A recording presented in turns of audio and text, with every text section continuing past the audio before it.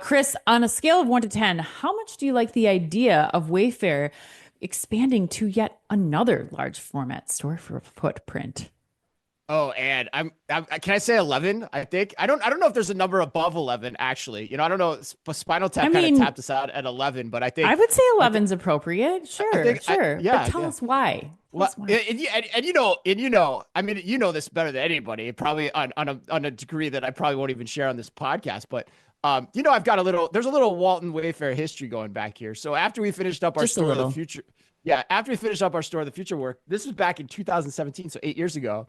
I met with Wayfair CEO Nerd Shah and talked to him about heading up his physical store efforts. And at the time, I'll never forget it. I was very bullish on them going after IKEA directly with a larger format store because of their distribution network and their expansive aesthetics that they could offer their consumer relative to IKEA.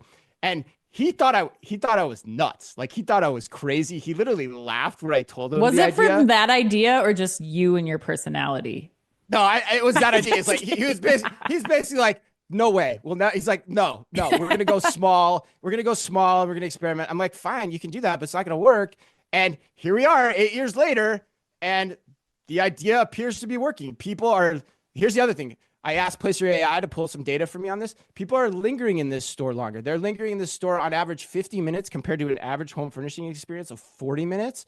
And it appears to be driving sales in Illinois, as you mentioned. And so Hmm. why? Why? And why was this the right way to go? Because furniture shopping, I've said this 1,000 times on the show, and I think you're finally coming around to it, Ad, because I know we've had some debate on this, but it's a big freaking chore that's built around the big moments in your life.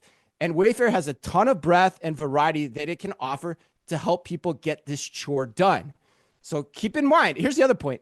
Wayfair's sales base, I hadn't thought about this in a while. Wayfair's sales base is $12 billion. A 15% uplift from the right store concept on that base only adds to that. And so, quite honestly, 15% feels low actually, too, when you think about physical versus digital commerce, in the long Hmm. run. Hmm. So, net, I love it. And I would say my one final closing thought, because I got to get the dig in too, is I'd say to my buddy Nerj, why the heck did it take you so long? Like, why are we waiting here 8 years to see this when the idea was there beforehand?